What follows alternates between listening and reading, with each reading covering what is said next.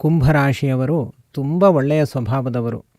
ಹೇಳಬೇಕು ಅಂದರೆ ಒಳ್ಳೆಯ ಜ್ಞಾನಿಗಳಾಗಿರ್ತಾರೆ. ಬರವಣಿಗೆ, ಲೇಖನ ಇವುಗಳಲ್ಲಿ ಅತಿಯಾದ ಆಸಕ್ತಿಯನ್ನು ಹೊಂದಿರ್ತಾರೆ. ಮತ್ತು ಅವರು ಒಳ್ಳೆಯ ಪರೋಪಕಾರಿಗಳು, ಒಳಗಡೆ ಅಂತಃಶಕ್ತಿಯನ್ನು ಇಟ್ಟುಕೊಂಡಿರೋರು, ಮಾಡಬೇಕಾದ ಕೆಲಸವನ್ನು ಮಾಡಿಯೇ ತೀರುವಂಥವರು. ಈ ಕುಂಭರಾಶಿಯವರು ಸಾಮಾನ್ಯವಾಗಿ ಯಾರು ಇರ್ತಾರೋ ಅವರು ಒಳ್ಳೆ ಹೊಸ ಆಲೋಚನೆಗಳನ್ನು ಮಾಡ್ತಾರೆ.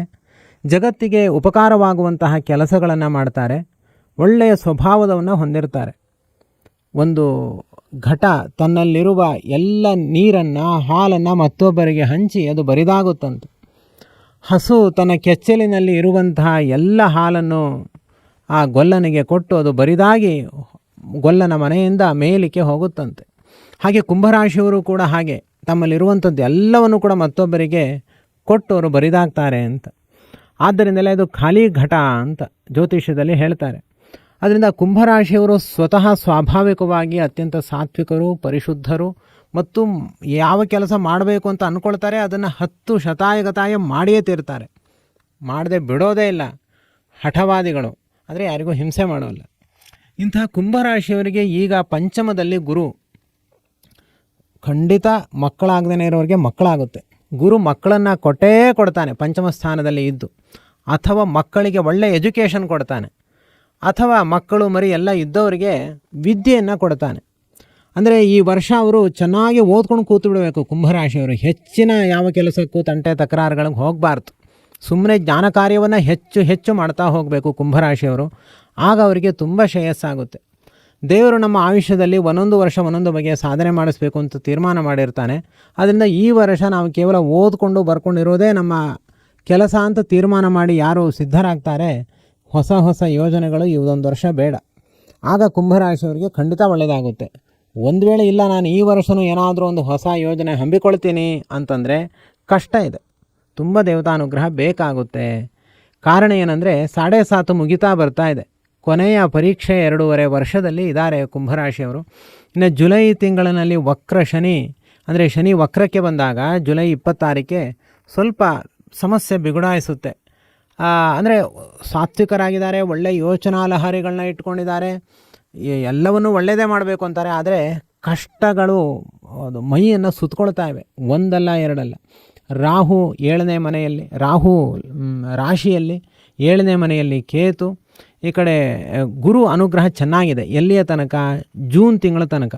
ಆಮೇಲೆ ಗುರು ಒಂದು ವೇಳೆ 6ಥ ಸ್ಥಾನಕ್ಕೆ ಹೋದರೆ ಅದೊಂದು ಸಮಸ್ಯೆ ಮತ್ತೆ ಪ್ರಾರಂಭ ಆಗುತ್ತೆ. ಗುರು ಉಚ್ಚದಲ್ಲಿ ಇದ್ದರೂ ಕೂಡ ಗುರುವಿನ ಅನುಗ್ರಹ ತಪ್ಪಿ ಹೋಗೋದ್ರಿಂದ ಮತ್ತೆ ಹೊಟ್ಟೆ ಸಮಸ್ಯೆ ಶುರುವಾಗುತ್ತೆ, ಬುದ್ಧಿ ಸಮಸ್ಯೆ ಶುರುವಾಗುತ್ತೆ. ಈಗಾಗಲೇ ಕುಂಭರಾಶಿಯವರು 3-4 ತಿಂಗಳಿಂದ ಮಾನಸಿಕವಾಗಿ ವಿಚಿತ್ರ ದುಃಖವನ್ನು ಅನುಭವಿಸಿದ್ದಾರೆ. ಅವರಿಗೆ ಆಗಿರುವಂಥ ದುಃಖಗಳು, ಒಂದು ತೀರಾ ಅವರು ಯಾರನ್ನು ನಂಬಿದಾರೋ ಅವರ ಕಡೆಯಿಂದ ಅವಮಾನಗಳನ್ನು ಅನುಭವಿಸಿದ್ದಾರೆ ಮತ್ತು ಮಾನಸಿಕವಾದ ಸಮಸ್ಯೆಗಳನ್ನು ಅನುಭವಿಸಿದ್ದಾರೆ.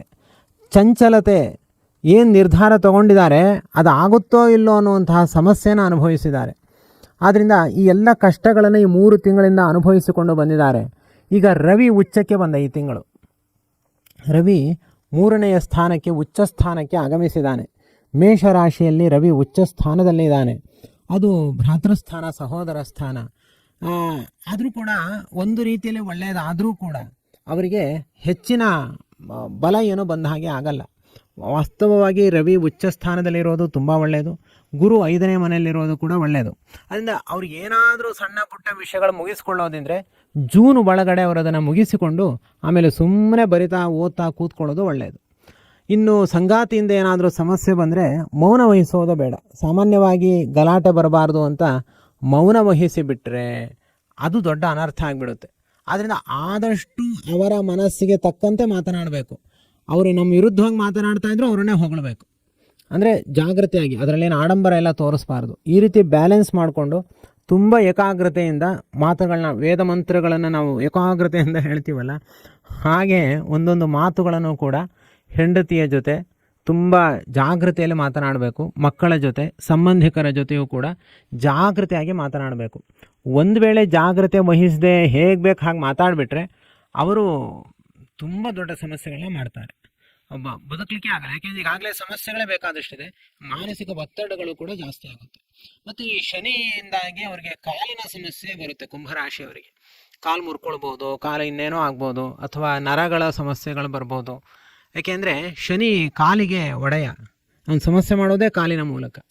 ಆದ್ದರಿಂದ ಅದು ಗ್ರಹಗಳು ಒಬ್ಬೊಬ್ಬರಿಗೆ ದೇಹದ ಒಂದೊಂದು ಅಂಗಾಂಗಗಳಿಗೆ ಪ್ರಭುತ್ವವನ್ನು ನಮ್ಮ ನರಸಿಂಹದೇವರು ಕೊಟ್ಟಿದ್ದಾರೆ. ಅದರಿಂದ ಶನಿಗೆ 2 ಕಾಲುಗಳ ಆಧಿಪತ್ಯವನ್ನು ದೇವರು ಕೊಟ್ಟಿದ್ದಾನೆ. ಆದ್ದರಿಂದ ಅವನೇನಾದರೂ ತನ್ನ ವಿಷಯದಲ್ಲಿ ಇವನು ಎಡವಟ್ಟು ಮಾಡ್ತಾ ಇದ್ದಾನೆ ಅಂತ ತೋರಿಸ್ಬೇಕು ಅಂದರೆ ಕಾಲಿಗೆ ಹೊಡಿತಾನೆ. ಅದರಿಂದ ಹುಷಾರಾಗಿರಬೇಕು. ಕಾಲಿನ ಸಮಸ್ಯೆ ಹೀಗೆಲ್ಲ ಆಗುತ್ತೆ. ನೀವು ಒಳ್ಳೆಯವರೇ, ಆದರೆ ಏನು ಮಾಡೋದು? ಸರಿಯಾಗಿ ಆಚರಣೆ ಅನುಷ್ಠಾನವನ್ನು ಮಾಡಬೇಕು. ಅದಕ್ಕೆ ನಾ ಹೇಳೋದೇನು ಅಂತಂದರೆ, ಒಂದೇ ಪರಿಹಾರ, ಸುಂದರಕಾಂಡವನ್ನು ಆಮೂಲಾಗ್ರವಾಗಿ ಶ್ರವಣ ಮಾಡಿ, ಇನ್ನೇನು ಮಾಡಲಿಕ್ಕೆ ಹೋಗಬೇಡಿ. ವಾಲ್ಮೀಕಿ ರಾಮಾಯಣದಲ್ಲಿ ಸುಂದರಕಾಂಡ 68 ಅಧ್ಯಾಯಗಳಿದೆ. 68 ಅಧ್ಯಾಯಗಳ ಸುಂದರಕಾಂಡವನ್ನು ದಿವಸಕ್ಕೆ ಕನಿಷ್ಠ ಪಕ್ಷ ಒಂದು ಅರ್ಧ ಗಂಟೆ, 1 ಗಂಟೆ ಕೂತು ಶ್ರವಣ ಮಾಡಿ. ಅದನ್ನು ಕೇಳಿ, ಶ್ಲೋಕಾನುವಾದ ಕೇಳಿ, ಎಲ್ಲ ಆಪತ್ತುಗಳ ಪರಿಹಾರ ಆಗಲಿ ಅಂತ ಕೇಳಿಕೊಳ್ಳಿ. ಹನುಮಂತ ದೇವರು ನಿಂತುಬಿಟ್ರೆ ಯಾವ ಗ್ರಹಗಳು ಕೂಡ ಹತ್ತಿರ ಬರಲ್ಲ. ಅಂದರೆ ನಮಗೆ ಬರುವ ಸಮಸ್ಯೆನ ಅವರೇ ಪರಿಹಾರ ಮಾಡ್ತಾರೆ. ಈಗ ಶನಿದೇವರು ನಮಗೆ ಸಮಸ್ಯೆ ಕೊಡ್ತಾರೆ ಅಂತ ನಾವು ಅಂದ್ಕೊಳ್ತೀವಲ್ವ, ಆ ಶನಿದೇವರೇ ನಮ್ಮನ್ನು ಕಾಪಾಡ್ತಾ ಇರ್ತಾರೆ. ಅಂದರೆ ಈಗ ಕಾಲು ಮುರಿತಾರೆ ಅಂತ ಇಟ್ಕೊಳ್ಳೋಣ. ಕಾಲು ಮುರಿಯುವ ಸ್ಥಿತಿಗತಿಗಳು ಬಂದರೆ ನಮಗೆ ಬುದ್ಧಿ ಹೇಳಿ ಅದನ್ನು ಅಲ್ಲಿಂದ ಎಳ್ಕೊಂಡು ಬಂದು, ನೀನು ಕಾಲು ಹೋದರೆ ಕಾಲು ಮುರಿತಿತ್ತು, ಇಲ್ಲಿ ಸುಮ್ಮನೆ ಕೂತ್ಕೊತಪ್ಪಿಗೆ ಅಂತ ನಮ್ಮನ್ನು ರಕ್ಷಣೆ ಮಾಡ್ತಾರೆ. ಹೀಗೆ ಆ ಶನಿದೇವರೇ ನಮ್ಮನ್ನು ರಕ್ಷಣೆ ಮಾಡ್ತಾರೆ. ಮತ್ತು ಸಪ್ತಮ ಸ್ಥಾನದಲ್ಲಿರುವಂತಹ ಕೇತು, ನಮ್ಮ ರಾಶಿಯಲ್ಲೇ ಇರುವಂತಹ ರಾಹು, ಇವರಿಬ್ಬರೂ ಕೂಡ ತುಂಬ ಚಕಬಂದಿಯಾಗಿ ಸಮಸ್ಯೆಯನ್ನು ಮಾಡ್ತಿದ್ದಾರೆ ಕುಂಭರಾಶಿಯವರಿಗೆ. ಹಾಗಿದ್ದರೆ ರಾಹು ಮತ್ತು ಕೇತುಗಳ ಸಮಸ್ಯೆಯು ಕೂಡ ಸುಂದರಕಾಂಡದಿಂದಲೇ ಪರಿಹಾರ ಆಗುತ್ತೆ. ಆದ್ದರಿಂದ ಎಂದೆಂದೂ ಕೂಡ ಹನುಮಂತ ದೇವರನ್ನು ಬಿಡಬಾರ್ದು. ಹನುಮಂತ ದೇವರನ್ನ ಗಟ್ಟಿಯಾಗಿ ಇಟ್ಕೊಳ್ಬೇಕು. ಜೊತೆಯಲ್ಲಿ ವಿಷ್ಣು ಸಹಸ್ರನಾಮ ಅತ್ಯಂತ ಅನಿವಾರ್ಯ. ವಿಷ್ಣು ಸಹಸ್ರನಾಮನ ಒಂದು ದಿವಸವೂ ಕೂಡ ಬಿಡಬಾರ್ದು. ಹೀಗೆ ಅವರು ಅನುಷ್ಠಾನ ಮಾಡ್ತಾ ಹೋದರೆ ಜೀವನ ಹಾಗೆ ನಡ್ಕೊಂಡು ಹೋಗುತ್ತೆ. ಇಲ್ಲಾಂದರೆ ಸಮಸ್ಯೆಗಳು ಹೆಚ್ಚಾಗುತ್ತೆ.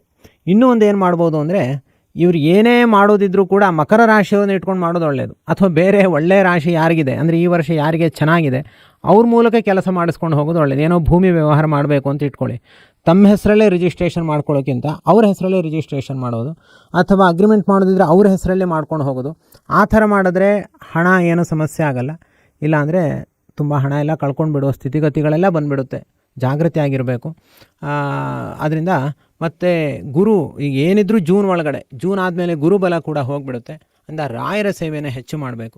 ಈ ಎಲ್ಲ ಪರಿಹಾರಕ್ಕೋಸ್ಕರ ನೀವು ಒಂದು ಕೆಲಸ ಮಾಡಿ, ಅಕ್ಷಯ ತೃತೀಯ ಪರ್ವಕಾಲದಲ್ಲಿ ಒಂದು ಸಂಕಲ್ಪವನ್ನು ಮಾಡಿ.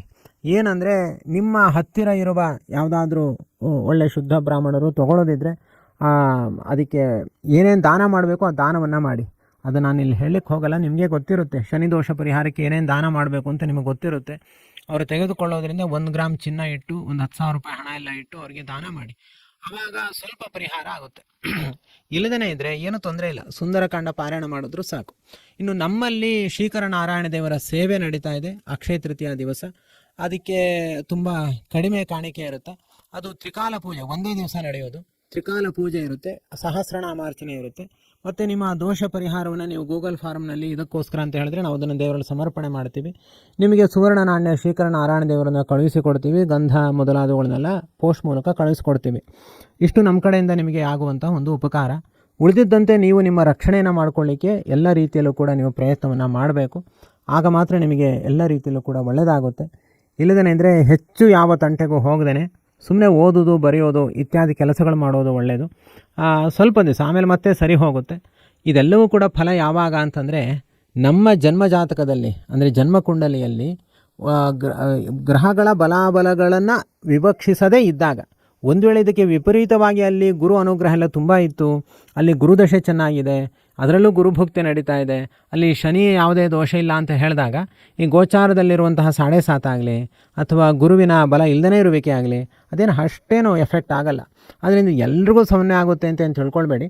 ಅವರವರ ಜನ್ಮ ಕುಂಡಲಿಯಲ್ಲಿ ವೀಕ್ ಇದ್ದವರಿಗೆ ಮಾತ್ರ ಈ ಎಫೆಕ್ಟ್ ಆಗುತ್ತೆ, ಇದು ಎಫೆಕ್ಟ್ ಆಗುತ್ತೆ. ಇಲ್ಲದೇ ಇದ್ದರೆ ಏನೂ ಆಗಲ್ಲ. ಏನೇ ಆದರೂ ನೀವು ಅಕ್ಷಯ ತೃತೀಯ ದಿವಸ ಶ್ರೀಕರ ನಾರಾಯಣ ದೇವರಿಗೆ ಒಂದು ಸೇವೆಯನ್ನು ಪ್ರಾರಂಭ ಮಾಡಿ. ಯಾಕೆ ಅಂದರೆ ಶನಿಯ ತಂದೆ ರವಿಯ ದಿವಸ ಅದು ಅಕ್ಷಯ ತೃತೀಯ ಪರ್ವಕಾಲ. ಅವತ್ತಿನ ದಿವಸ ನಾವು ರವಿಯ ಪೂಜೆಯನ್ನು ಹಾಗೂ ಶನಿಯ ಪೂಜೆಯನ್ನು ಶ್ರೀಕರನಾರಾಯಣ ದೇವರ ಪೂಜೆಯನ್ನು ಮಾಡಿದ್ರೆ ನಮಗೆ ಖಂಡಿತ ದೇವರು ಒಳ್ಳೇದು ಮಾಡ್ತಾನೆ. ಸಕಲ ಗ್ರಹ ಬಲ ನೀನೇ ಸರಸಿಜಾಕ್ಷ ಅಂತ ಹೇಳಿದಂತೆ ಆ ಶ್ರೀಕರನಾರಾಯಣ ದೇವರೇ ಎಲ್ಲ ಗ್ರಹಗಳಿಗೂ ಕೂಡ ಅಧಿಪತಿ. ಅವರ ಕಾಲನ್ನು ನಾವು ಗಟ್ಟಿಯಾಗಿ ಹಿಡಿದುಕೊಂಡ್ರೆ ಖಂಡಿತ ನಮ್ಮನ್ನು ಅವರು ಅನುಗ್ರಹ ಮಾಡ್ತಾರೆ, ಉದ್ಧಾರ ಮಾಡ್ತಾರೆ. ಆದ್ದರಿಂದ ಹೆಚ್ಚು ಚಿಂತೆ ಮಾಡಬೇಡಿ, ನಮಗೊಮ್ಮೆ ವಾಟ್ಸಪ್ ಮೆಸೇಜ್ ಮಾಡಿ, ನಾವು ನಿಮ್ಗೆ ಇನ್ನಷ್ಟು ವಿವರವಾಗಿ ವಿಷಯಗಳನ್ನ ತಿಳಿಸ್ತೀವಿ ಎಂಬುದಾಗಿ ಹೇಳ್ತಾ, ಸರ್ವಗುಣ ಸಂಪೂರ್ಣ ಸರ್ವದೋಷ ವಿವರ್ಜಿತ ಪ್ರೀಯತಾಂ ಪ್ರೀತೇವಾಲಂ ವಿಷ್ಣುರ್ಮಯ ಪರಮಸ್ವರೂಪು ಶ್ರೀಕೃಷ್ಣಾರ್ಪಣಮಸ್ತು.